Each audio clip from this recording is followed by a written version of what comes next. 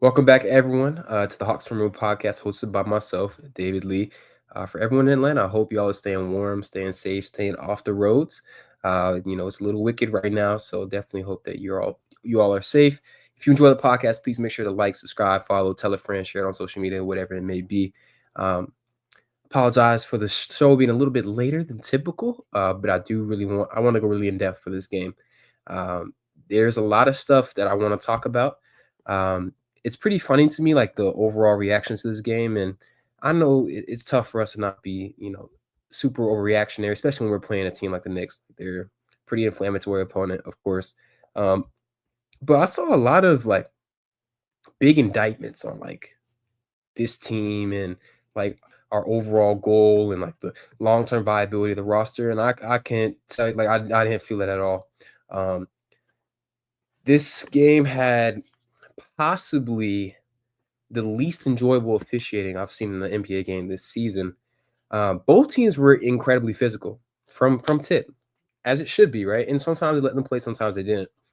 In the first half, Atlanta shot 17 free throws. They drew 6 shooting fouls, 2 and 1s. New York had four free throws, had one shooting foul drawn, did not had a single and one. Second half, the inverse. Atlanta 5 free throws, 2 shooting fouls drawn, 1 and 1, 1 and 1, and New York shot 17.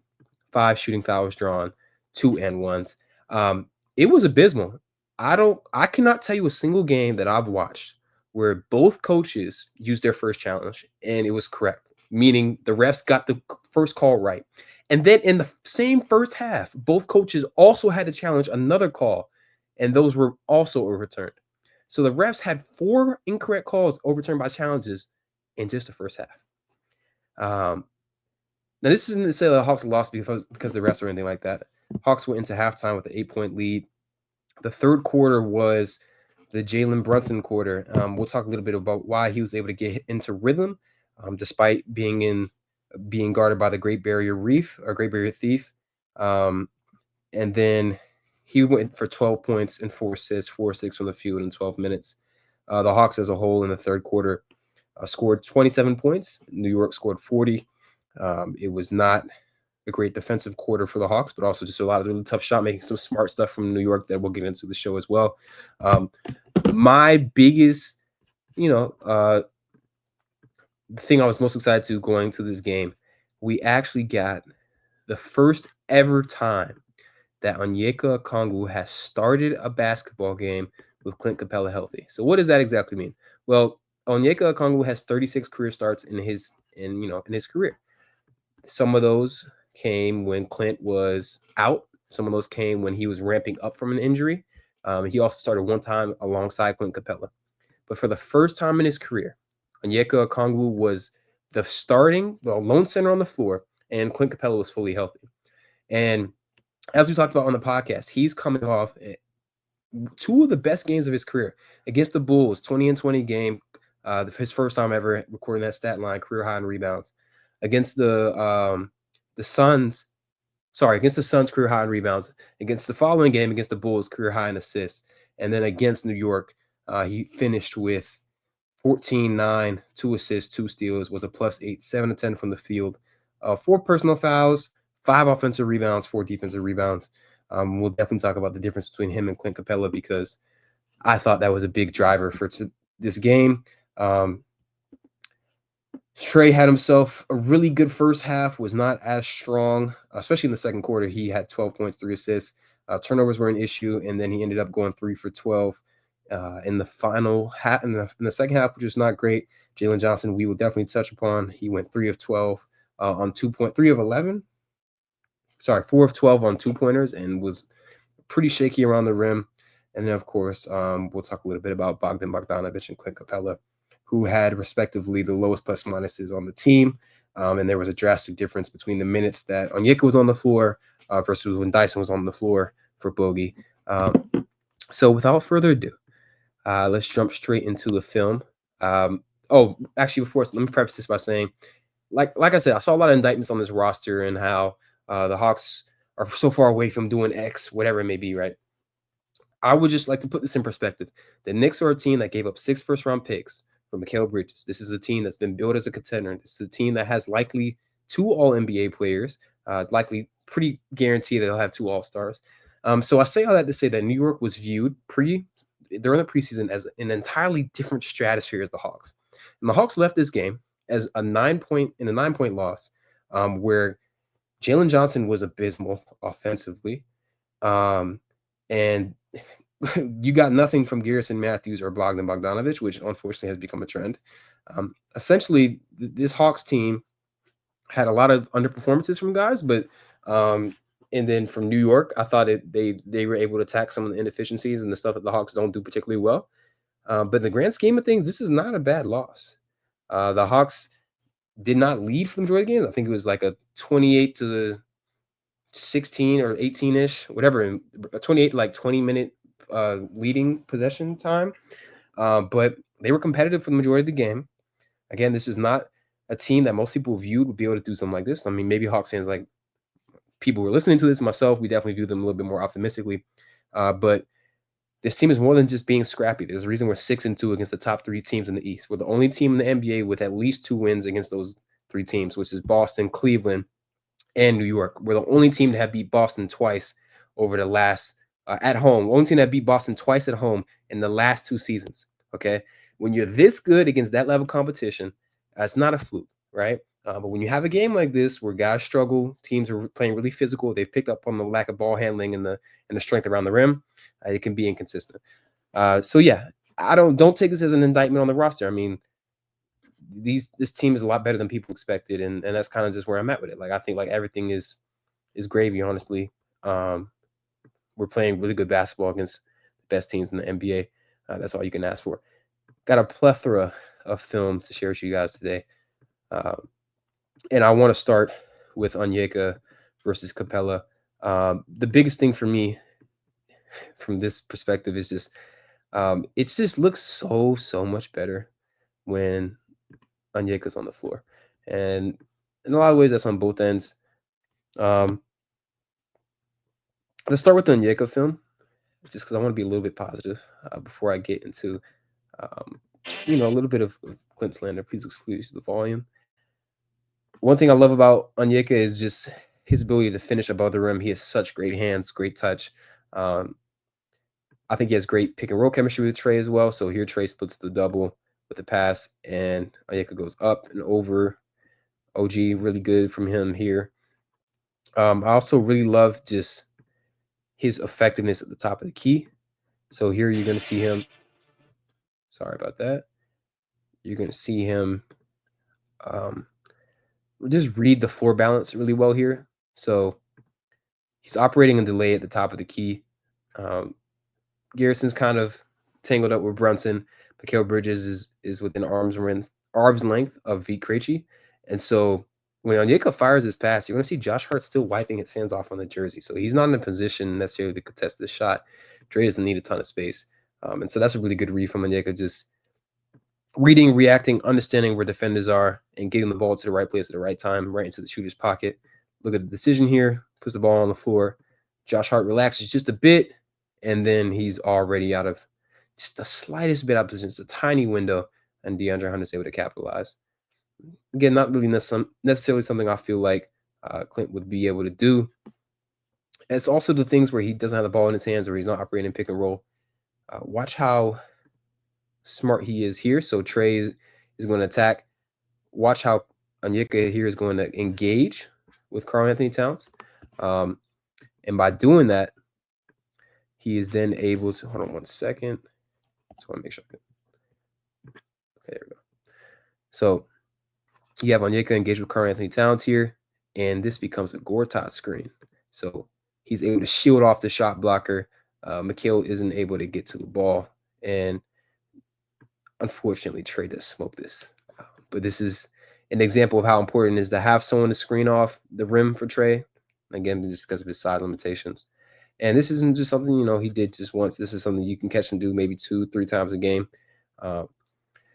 Here, Trae's going to come off, or actually, DeAndre Hunter is going to get this ball poked into the backcourt. He's able to beat Josh Hart to it, picks it up. And look at Onyeka right here, being physical with Cat, keeping him out of the lane, and he's not able to impact that shot. And he starts setting this up as soon as he sees Dre's coming down the floor. being physical, putting a body on a guy, keeping him out of the paint. It's so important. And also the great thing too is um, his own sort of like handoff ability also pulls the bigs out the paint.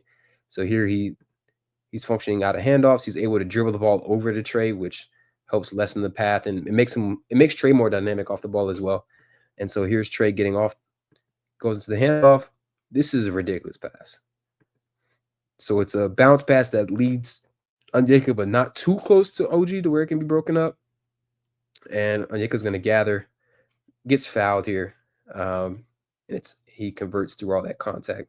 Not an easy finish by any means, but he's able to somehow get that through.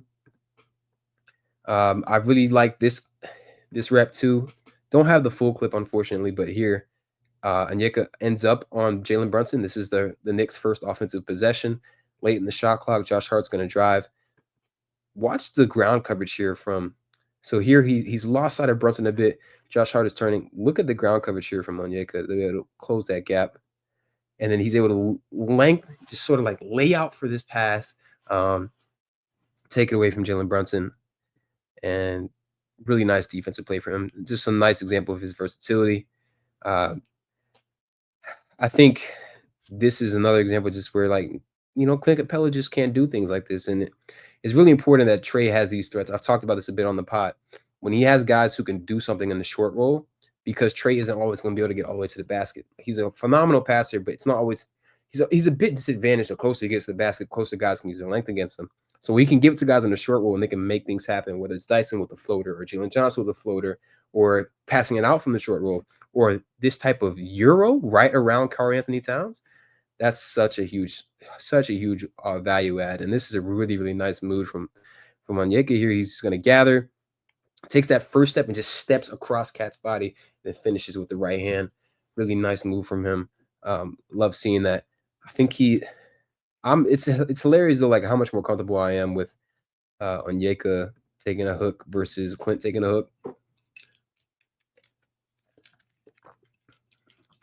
This is the bucket that put the Hawks up 8 at half. He actually takes this hook from maybe 12 feet out, right over the contest from OG Anunoby. And also Onyeka is like, he doesn't need to get a ton of height on it. He just has great touch. He can actually hook it over an outstretched hand, even if he can't jump over it. So even here, OG gets a really good contest, and he's not able to really disrupt it. Nice shot from Onyeka. And before we get into the Capela film and I get upset, I also want to highlight some of the two-man game that he has with Jalen Johnson. So Hawks fans who have been watching this team for the past couple seasons will know that they have pretty good chemistry when they're on the floor together. They've been that way really since Jalen was in his second season. And this was a really nice play. So it starts off, Jalen's going to snag the rebound. Anytime Jalen gets a rebound, I love that the Hawks are committed to getting out and running. So the Hawks guards get up the floor and they give him a lane, try to space it out as much as possible. So here, Onyeka is going to slip behind OG, who's trying to contain Jalen because Cat is behind him. So remember, let's see there how this floor was balanced. So Cat tried to go for his rebound, and Onyeka just beats him up the floor. And so he's running, they're looking at each other. Jalen also kind of screens off Cat there, which is a nice touch. And then he's able to see this angle open for a lob. On this play, this is actually not a really great pass from Jalen, but Onyeka is actually able to turn this into 2 points. I actually thought he was going to go up and dunk this at one point. Like if you freeze it right here, and if I told you think he dunks this, you probably would say, yeah. He comes down with it, and I want you to notice that. Look at the amount of contact that Cat has as soon as he has it on the catch, right? Cat immediately gets his forearm into Onyeka, pushes him back, which caused a lot of problems for the Hawks, which I'll talk about a little bit after I go on my Clint diatribe. But here, he pushes him away, still enough strength to go up directly vertically, hook it over Cat. Nice touch, nice finish. And really nice concentration through that contact. In the opening action, which actually was an and one, generated in part by Trae Young's off-ball movement, but also by the ability for Onyeka to be a handoff threat. So here you're going to have Trae come off this step-up screen for Jalen Johnson. Jalen Johnson is going to slip this because he drew 2. And notice that Onyeka, as the passer, has drawn Karl-Anthony Towns out of the paint. And also, these two guys, Mikal Bridges and OG Anunoby, that's their two best secondary rim protectors. I mean, Josh Hart does what he can. Of course, he's only 6'4". Now you've got an open runway for Jalen Johnson against Jalen Brunson and Josh Hart. And this is all made possible, yes, by Trae Young's gravity as a player. So here on this slip, teams are really concerned about trying to contain Trae. So the Hawks have been mixing in more and more slips to take advantage of those miscommunications. But Onyeka's ability as a passer and the respect he commands as a shooter is what draws Karl-Anthony Towns all the way out to this paint, as well as the threat of having Trae come off this handoff and him needing to be in position. So this is a really nice opening set from Quinn Snyder and a great leverage of all the guys' skills that you don't necessarily get when you start Clint Capela. And with Clint Capela in mind you, it's hard for me to admit, I'll be honest, but for a long time, Clint has been better at all the center stuff, like all the stuff that makes the center a good big man. Clint has been great at rebounding, screen setting, vertical spacing, and finishing. But as he's fallen off a little bit, a lot of his inefficiencies have become a lot worse. I really feel like his hands are just really shaky at times. What about Deuce's shot? Sorry about that. I just clicked that. On offensive rebounds, I think he ends up traveling here. He just fumbles the ball a lot, and it's not even necessarily like a pass, but just watch how the ball comes up, right? He doesn't grab it with his right hand. He just kind of knocks it off, and he's not able to maintain control at any point. And the reason why I'm making a point about this possession is that it's something that happens a lot. Where it's just, this is actually his defensive. I'm sorry. If you watch the game, you probably know what I'm talking about. Yeah, this is where he just kind of smoked a lot of layups or tip-ins. So Bogi goes for a step back. Clint comes down with it. You just can't miss this as a 6'10" guy. Is the only big man around the rim. And sometimes, I think he legitimately forgets he's this tall because you might as well just go up and dunk it. He smokes that, comes down with it again, and then chips it again. And the Hawks come away with no possessions. And that was 3 offensive rebounds that he gets credited with. So, yes, he finishes with 12 points, 9 rebounds. But a lot of he has just 7 offensive rebounds and 2 defensive rebounds. And the vast majority of his offensive rebounds were on possessions like that. And that's why it can be really, really frustrating. He also does not have the in-between game that someone like Onyeka Okongwu has. Now, Bogi should not be passing him the ball in this position. But if this is Onyeka, this is a hook shot, this is a push shot. But because it's Clint, he tries to drive it into Cat, and it's a turnover just because he doesn't have the offensive touch in that area. Again, this is kind of on Bogi. Bogi should know better than to give him this pass. But also, Clint should be able to say, okay, maybe this isn't my forte. I'm going to dribble this out and hand it off to someone else. That's what I'd like to see there. And that's something that I just don't always feel like he pays attention to. This is actually a really good read from Josh Hart. But I do want you to notice that if you really try and look at deeply at this play, the ball kind of goes through Clint's hands. Sorry, I don't know why it's not playing. Yeah. So the ball comes. He doesn't have great control of it at this point. It's in his hands. He has both hands on it. And Hart just kind of takes it away from him. Not great. The drop coverage, I thought, wasn't too bad. But the issue is, and this is the unfortunate part about Dyson picking up 2 fouls, the Hawks went to Clint and with Dyson off the floor.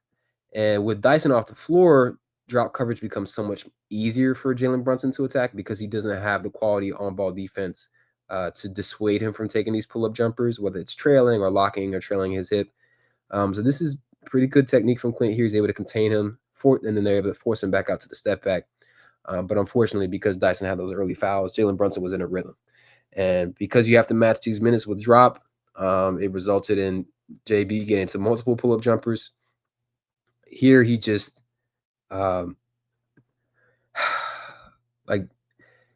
I don't think this is Clint's fault. I think this is Andre. He just from reading their body language, I don't think they're supposed to be switching here.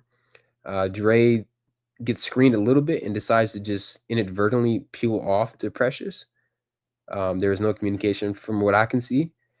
I can't imagine the game plan is to switch Capela onto him, and that's just way too much space for Jalen Brunson. And Clint is forced to make an awkward recovery when DeAndre Hunter was in position the entire time to stay attached. There was no need for him to peel out the Precious Achua. And I'll have my moments of frustration with DeAndre Hunter as well, who had a great offensive game, but we'll talk a little bit about why the defense needs to just be better. And they also had him hedge at some point, and they were able to. I think they didn't score on a couple of the possessions that they did this, but there's just no need for Clint to be hedging all the way out the half court here. There's no need, especially on the pass. He needs to hustle back and X out. The Hawks are currently zoning up 3 on 4, and with the way this floor is aligned, you're going to get scored on. But Clint kind of takes his sweet time. He starts moving here. It's a little bit too late. And then Deuce is able to get an open 3 that he ultimately does not make. But there's no reason for Clint to have to make a 40-foot closeout. By the time you have him back to here, Clint needs to be busting back. Definitely needs to be busting back. Let's keep it on the defense. The DeAndre Hunter experience on defense, on offense was phenomenal. It was good to see him get his groove again. Defensively, I felt like they were legitimately attacking him on this side.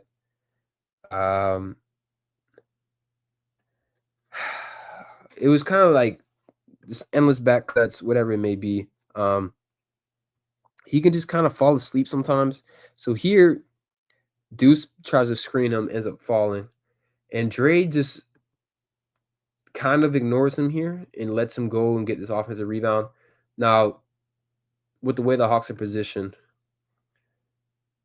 like Bogi and Jalen aren't doing anything. Like they went to find a man, but not really. They're both on the same side of the basket. It's not great. But if Dre would have picked up his man, this likely is an offensive rebound, and this turns into 3 points for Campaign. Trae should have been more aware, but this breakdown starts with DeAndre Hunter not sticking with the guy he got switched on to. Yeah. And that's just the frustrating thing, because it's like you can have a lot of these are just plays where you beat yourselves, right? Here, I genuinely don't understand what's going through his head here. So he points out the drive. Okay, he said, I'm here and help. I'm here and help. Then he tells Jalen, okay, pick up OG Anunoby. Okay, that's cool. That's good. That's good communication. His positioning here is awful. It's awful. It's inexcusable. There is no reason for him to be denying Precious Achua for a handoff, or like he's going to fly off this and shoot this. Precious Achua is either going to spot up statically in the corner, or he's going to cut to the basket. That's the only 2 options. He's not coming to get a handoff. He's also not doing he's not in catch driving lane. He's completely opening himself up to the back cut. His back is to the ball. It's not even like he's facing the ball and catching on the other side, and then he lets the guy get back cut. At least that I can understand what he's doing. This is really bad. And it ends exactly how you'd expect. And it's a dunk. And this is really avoidable just by simply flipping your hips, seeing your man, and not allowing that. After you communicated so well, that's the confusion for me. So again, like look at what he's communicating. Okay, cool. I'm gonna help. I'm picking up the tag. Jalen pick up OG. He's coming through, and then I'm just gonna stand here. Gotta be better, Dre. You just have to be better. Here again, this is good communication from him. So Garrison's saying, okay, you got the low man. Okay, Dre, you got OG. Mikhail comes to set a screen.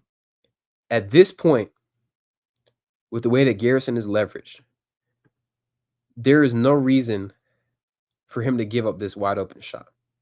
I understand that Garrison told him he had OG Anunoby, but you have to be able to read leverage here. There's no way that Garrison's going to be able to cover this backdoor with the way he's playing this pass over the top, and he's denying this space. Whether he communicate that or not, but Dre needs to let him know, I'm staying here. Instead, he goes out to OG, and it's just a complete breakdown. Garrison tells him, "Look, you're supposed to be there." Now, again, to be fair to Dre, at the beginning of the play, you can see Garrison tells him, "You have OG," or maybe he's telling him, "You're the low man," because if you're the low man, then he needs to stay on the low side of the ball and not allow that cut into the paint. He's the lone rim protection at that point because of where Onyeka's playing. Kind of some head scratching moments from Trae as well. He randomly blitz here. And the reason why I'm confused about why he's doing this is because this is Karl Anthony Towns. And if you're going to blitz, hands high, be in the passing lane. Instead, nobody's guarding OG. So this is 8 free points that the Hawks gave up because of DeAndre Hunter's off-ball defense and sometimes on-ball defense. And a lot of this stuff is avoidable. Like, there's no need for him.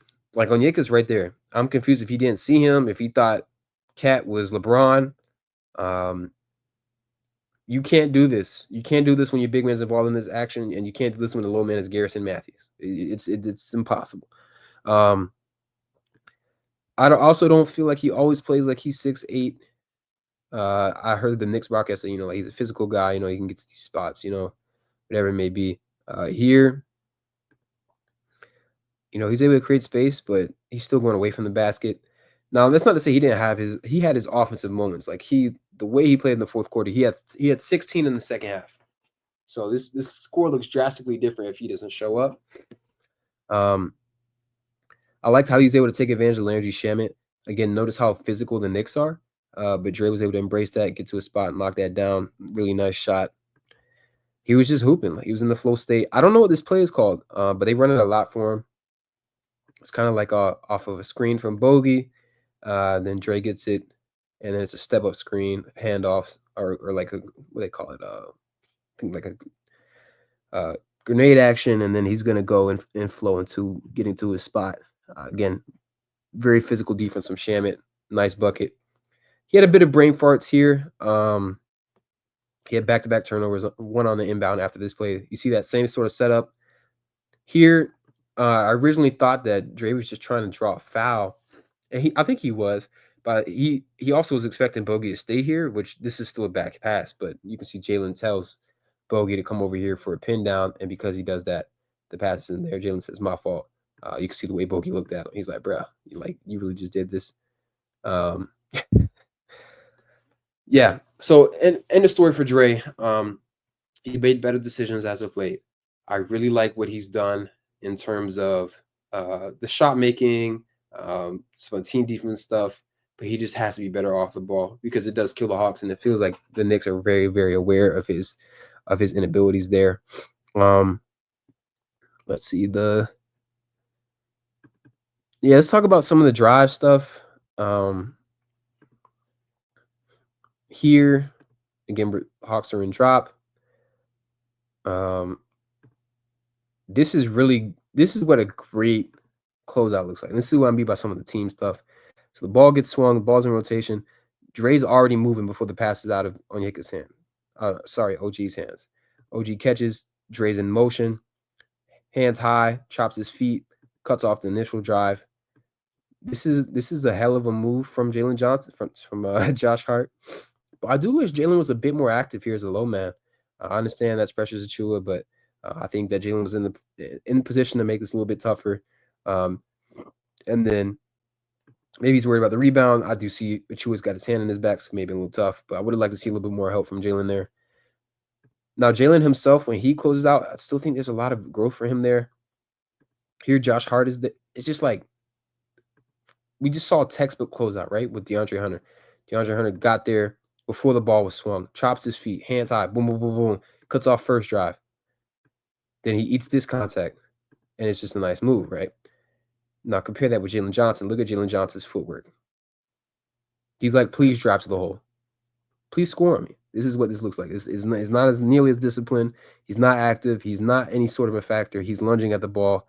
Can't do that with 11 seconds on the shot clock. Can't do it. I think this is another Jalen clip. I just think in general his footwork needs a lot of work defensively, and this is why I constantly say, like, this dude is so impactful defensively, and he's still barely realized. Like he still has so much better. He can be so much better. And it's a really great thing. It's an encouraging thing. But again, look at the footwork. He just sort of opens himself up to this drive, and ended up calling the foul. This is a soft call, very soft call. Mikal sold it a bit, but it's all because Jalen is not under control in his closeout, and he doesn't get square to the ball or to his man, which allows this to be a foul. One last example of some of the closeouts. This was a really nice defensive possession from the Hawks. So this actually started off with Cat at the Cat. So again, I'm so upset they don't give us full access to the clips, right? Cat had the ball. He pump fake. Trae stunned it there, and then he fell back off the OG. Watch him communicate with Veet here. He's going to say, Veet, okay, OG's coming through. You pick him up. I'll get Josh Hart. Josh Hart gets the ball. Here, Trae's lunging. He's not actually trying to contain him. He just tries to pass him off. With 2 seconds on the shot clock, I needed more effort here. I simply needed. You came out of half. It's 11:38. The quarter just started. I need more. And he allows Josh Hart to just shoot this shot and make it. So I thought the Hawks were they were doing a good job at passing off things and communicating, but they just weren't able to make that last effort. They weren't able to secure it with the offensive or the defensive rebound, or they weren't able to just stay attached for just a little bit longer. And so I do think that, the defense will always be a work in progress. You can always be better defensively. But I thought that from a process perspective, they were pretty decent. I want to just I'll get off on everyone else at some point, but we got to start with Jalen Johnson. Around the rim, I saw on the Knicks account tweet this out, DJ Azulo. I saw the same thing. Jalen was very inconsistent around the rim, and you could kind of tell that the Knicks were told to put their weight on him when he drove, make contact with him, put the hand on the hip. This ends up being a foul, but I do want you to notice the path that he takes. He's fading away from the rim a lot. This isn't going to get you a call. It's not going to get you additional calls for sure. I'm not saying he has to go straight to the dude's chest, but going straight up would go a long way in terms of him getting the calls that he deserves. And even despite the contact, like he has to be able to finish some of these. This is a really nice cut by him. So he's going to read. Again, the Hawks have become a handoff-heavy offense. OG wants to deny this. Great read by Jalen to go backdoor. This has to be 2 points. This has to be clear contact here on his arm.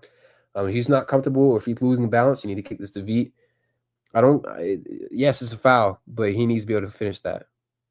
And he loses so much burst when guys are able to make contact with him, which tells me that he's still not anywhere near his athletic peak. I know he sees Veet in the corner too, so he could have kicked this. But just watch how much burst he loses. This is one of the best dunkers in the NBA.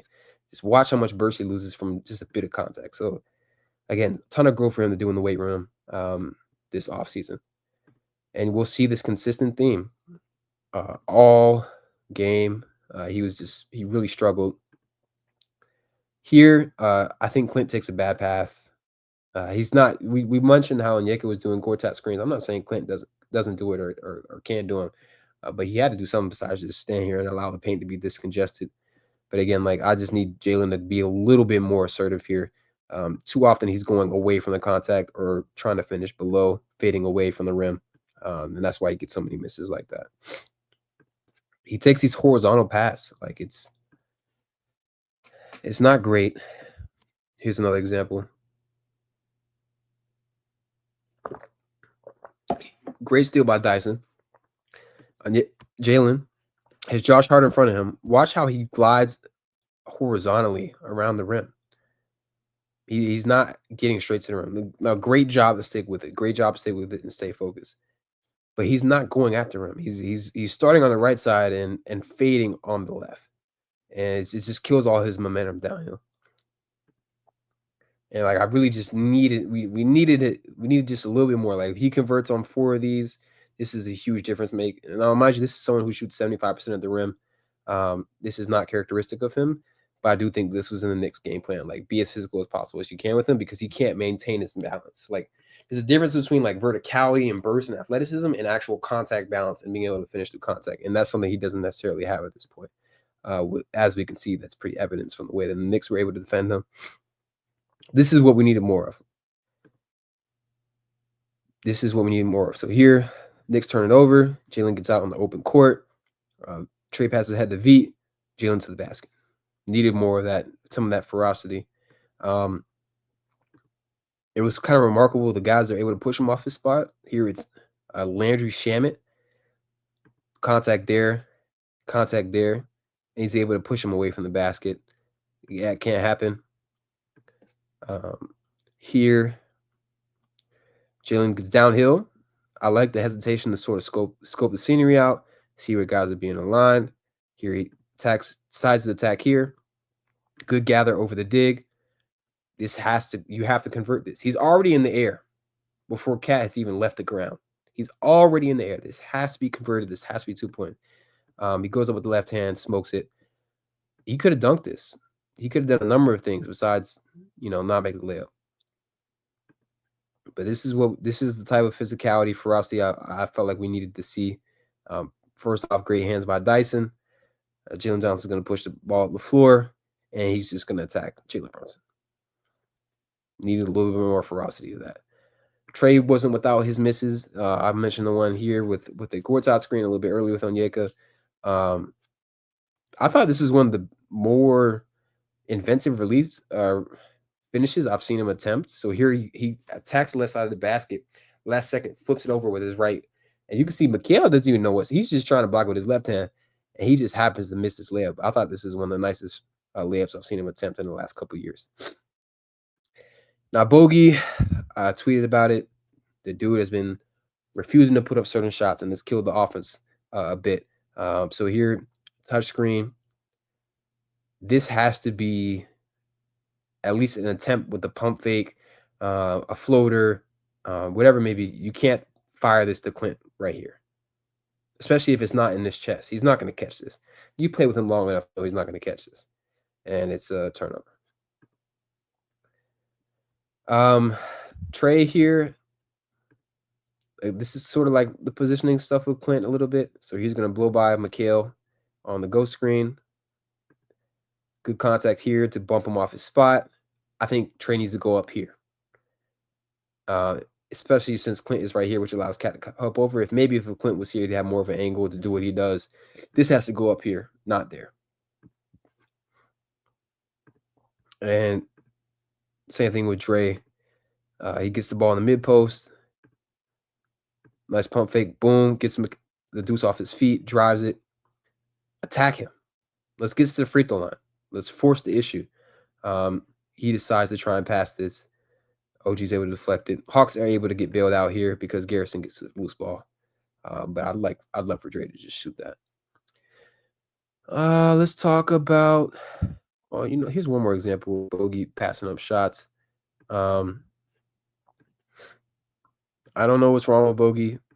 He came into this season. I was so excited for the way after I saw the way he played in the Olympics, considering the way he played last year for the Hawks. And maybe I know he's coming off the injury.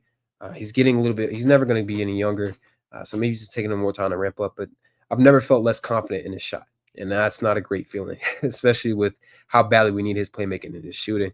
So here the ball gets swung to him. He drives this. He tries to force his pass around Landry Shamet. That ends up being a turnover. He has to be a bit more aggressive hunting his shot here, whether it's snaking it here around campaign, getting to the middle of the floor, whatever it is. Landry Shamet driving into the trap, landing Landry Shamet, cut you off, and then trying to throw this baseline pass is not it. Considering he was 0 for 3 from 3 at this point, I hated this shot. This was a very big momentum killer. The Hawks have no chance of an offensive rebound. Bogi has earned the right, I'm sure, in his mind to take these shots, and I understand it. Like, he has been that level shooter for a long time, and I wanted so badly to think this was going in. But with the way he's been struggling, not the best shot. It's like he chooses to be aggressive on the worst possible shots. It's actually like quite a hilarious skill. Some Dyson defense stuff. Actually, let's start with the Brunson fouling or threat of fouling. Oh wow, I didn't even keep it. Sorry. Let's talk about Bridges attacking mismatches, because we talked a little bit about in the last episode with the Celtics about how the Hawks are able to sort of scram Trae out these situations. The Knicks, I think, did a better job of attacking Trae, quite honestly, especially in the third quarter. Um, what they basically did was just try and get the ball at the floor as fast as possible and have Bridges set up in the post. So here, Trae took a deep three, and Brunson moves the ball up the floor quickly to Mikal, who ended up posting against Trae. Here, the Hawks just have to be more cognizant of showing help here. So V is matched up against Hart. Onyeka is able to get to the paint, but everyone just kind of peels off, and that's too easy. Here, Trae's on Brunson. Dyson's showing help. They're able to scram Trae out of it. Nice. Here, V has to be a little bit more aware. Trae should be trying to get to Josh Hart, and you can kind of tell I think that was the intention. We saw him scram onto the weakest offensive player in Boston a lot, so that was probably the plan here. With the way that now I know that Bridges was Trae's matchup, right? V, when he's in this area, you don't want Trae on him. You just really don't. And so the Hawks need to be a little bit more aware with bringing help, because that was just too easy for Mikal. Let's see. It's also tougher to scram them out when the 5-man can shoot because your strongest rim help comes from your 5. So here, they're able to keep Onyeka out the action. Trae gets onto Mikal. V is not paying attention. Jalen's not paying attention. And so there's just no weak side. There's no rim protection help. Again, partly because the center is being occupied by Cap, but V and Jalen both have to be more occupied. And then Trae has to just give me more effort here too. Like the pass just walks past him. This is a nice sort of way for the Knicks to attack this plan that the Hawks have to keep Trae away from Mikal in the paint. So they start off Trae's guarding Hart. So they bring Bridges. And so they're trying to keep Trae away from the basket because that's where he's the biggest liability, of course, at his size. And so they pass off this assignment. Now Trae is top blocking Bridges. Here he should have just gone back on the other side because Bridges flashes straight to the rim. And that's an easy bucket and a really nice play call for the Knicks. And again, just trying to take advantage of the fact that the Hawks do not want Trae as a low man or anywhere near the rim. But his teammates need to be more aware. Trae needs to be more aware too of just like letting that not happen because he was in the wrong position. They also had him single. They also left him in single coverage a couple of times. So this one ended up being a turnover. Trae took it, started emoting to the crowd. And then here, I think this ends up being an offensive foul. They brought aggressive help. New York really didn't exploit this in the first half, but in the second half, they did a really good job of just getting out in transition early and setting up that early post, which caused a lot of issues for the Hawks. And here's one more example. There's just like the not ending possessions here, so good individual defense from V forces the pass out. Threes up from Carl. Trae is matched up against Mikal here, but watch what he does. He pushes V. He says, V, go get him.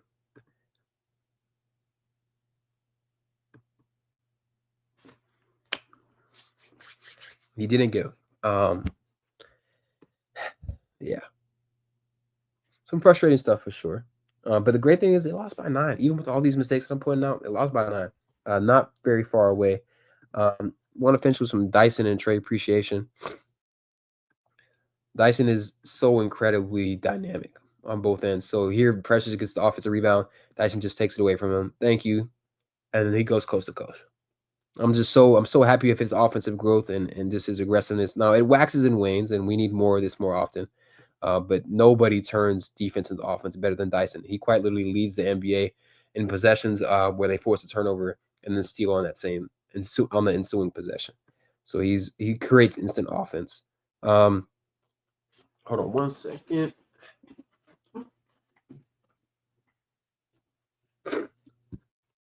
Here you see once Brunson got those first 2 early fouls on Dyson, I knew it was going to be a long night. I knew he was going to be in a rhythm. This is actually really good defense from the Hawks. Nice hedge from Clint. He gets back. Notice that Drake comes over From his matchup, which was Josh Hart, Veet zones up, Garrison zones up. He tags the roll man. Hawks get back to single coverage. Brunson gets into his bag. Here he's going to the step back. Typically when he gets this hesitation dribble, step back. Notice how Dyson wants to contest. He wants to contest so badly, but he's worried about his foul. So he draws his arm back, makes it a little bit easier for Brunson, and that is a very tough shot. Fading in the corner. This is such an incredibly amazing block from Dyson. Like this dude is quite literally like 1-on-1. Telegraph pass here. Again, Josh Hart does a really good job roaming. Veet saw it. Dyson tracks us down though. I love that he does not give up on his mistakes. 2-foot leap. He's gonna meet Deuce at the apex here. Really nice block. Also, like he was able to size him up within half a second. Turns, jumps. Yeah, it's over. Smokes this. Josh Hart smokes it, and then Clint Capela costs up 2 points because it just goes through his. Like no one touched the ball. He literally just did not catch it. Like these hands cannot be this bad. So face forces it here. Left hand's on the ball, and then just slips out. That's brutal.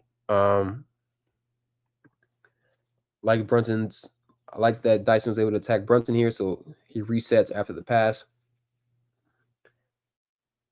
Nice crossover. See how he gets the floater, and then Clint gets the M1. He has some really nice passes. I was watching Dylan Harper a couple days ago, and I saw him make a similar pass to this. So Dyson creates the contact, goes up, and he gets his pass through 2 Knicks. Through all those arms and limbs, he's able to rise up, deliver that pass to Onyeka, who snags out the air. Nice little hook. Just love the aggressiveness he showed on the drives. Again, we need more of this.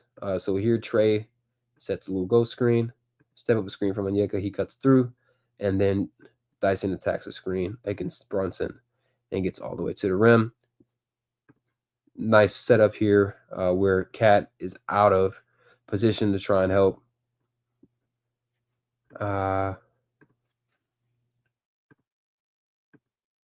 He just sort of blows by.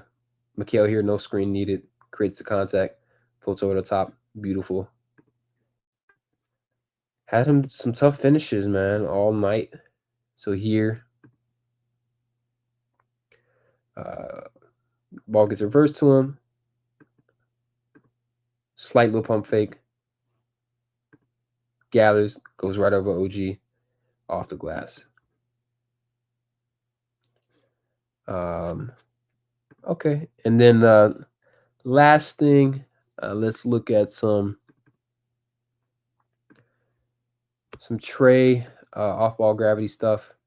I thought this was a really, really elite offensive game for him in the first half, and then it just, as his shooting slipped, it just was not as great in the second half. Here it is. We talked about the opening possession, where he's able to create space by doing that. But let's look at some other additional possessions. So here you have Trae's off the ball. Dyson's at the top of the key. This is where I talked about the slipping screens. So teams are getting more and more confused on how they're actually going to defend Trae. Jalen's able to slip this, and he's open for 2 seconds. Dyson, I think, just turned his head at the worst moment. Now this still turns into 3 points. Trae comes against the ball, sets up for 3, knocks it down. Nice shot. Here he's going to get off the ball early, go back door. Watch Josh Hart sink in again because he has this roaming mentality. Creates at that same time beat Krejci's lifting, knocks down the 3 off the catch. Nice little sync up of actions. He's a little bit more off ball, on ball related, but here he's going to attack pick and roll. Knicks bring 2, ball high, gets the ball to Onyeka for a dunk. Here he's going to start off ball. This is something the Hawks have been mixing in a bit more. starting him off ball so he can get downhill and get momentum. So at the start of this play, you're going to see him go into a handoff with Clint. He's going to step up. 4 Knicks are going to completely turn their attention to him. This is a no-look pass directly into the shooter's pocket, because you'll notice V. Krejci catches this ball and goes straight up. No dip three. Uh, playmaking masterclass from Trae there with a no look for no dip three. A lot of very good takeaways from the film. I think DeAndre Hunter himself in the game. Clearly, Jalen Johnson has a lot to grow on in terms of strength, but he's able to get there, which is the important thing. And he can't just be that easily moved. Jalen Brunson was able to move him. Landry Shamet, guys who shouldn't have that much influence over his path, but they were able to bump him off his path. Made it really tough. The Onyeka and Clint stuff, very drastic difference in terms of defensive versatility, and then also offensive versatility that's been like that last year and a half. The last couple of games have definitely embodied that, which is why Onyeka eventually got the start tonight, and especially against someone like Cat who demands a little bit more utility from your center. And the Hawks need to honestly continue to lean into the passing a little bit more. Like I thought they were pretty good at it in the first half. They got a little bit more stagnant in the second half. And again, credit to the Knicks defense who played well with physicality. Again, I don't think this is an indictment on any team. I think the Hawks have played great teams very well. I think they still have the third best record in the East against Eastern Conference teams. The only teams that have a better record are Cleveland and Boston, and then like OKC and Houston. So teams in the West that haven't played those 20-plus games. Hawks get a pretty tough test if they do end up playing tomorrow against Detroit. Detroit's playing really good basketball. Cade has really come into his own, and then Jalen Duren completely physically dominated Şengün. So I would love to see how Onyeka can stand up against his strength, because that dude is super strong.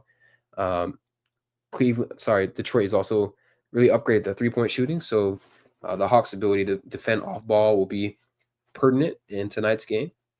So yeah, hope you all enjoyed the breakdown. Definitely keep looking for those slips when you watch the Hawks play basketball. It's definitely been one of my favorite things, seeing how Trae's gravity pulls guys, and then the Hawks guys being really just well versed enough in terms of just playing alongside him, but knowing the best times to switch to slip versus like to actually set a real screen. And now that they have the playmakers around him, whether it's Onyeka, V. Krejci, Jalen Johnson, Dyson Daniels, sometimes DeAndre Hunter, they can then leverage the spaces that Trae's creating just off his movement, whether it's to pass Trae open, whether it's to pass someone else who's open based off Trae being doubled. The Hawks are playing really synergistic basketball right now. Defensively, offensively, they're trying to cover up any sort of shortcomings they may have. I'm really a fan of the program that Quinn Snyder has built, and we see those repercussions from the way the College Park Skyhawks are playing. So yeah, very pleasantly happy with the process from the Hawks. I always have a little bit of criticisms. Like, I don't really think Clint Capela should have played as much as he did against New York. I think we got a bit too much Bogi, especially with the way both those guys are playing. And maybe the Hawks will explore some sort of trade involving those two, because unfortunately it does look like it's time. And I say that as someone who loves Bogi, loves what he brings to this team when he's healthy. But at this point, he's getting closer to being negative consistently than he has been a positive. Which sucks, because the Hawks really needed his creation and his shooting. So hoping that, Bogi will get to his rhythm a little bit, be a little bit more in rhythm and soon, because we do badly need his shooting and his playmaking. But yeah, hope you all enjoy. Leave a like, comment, subscribe.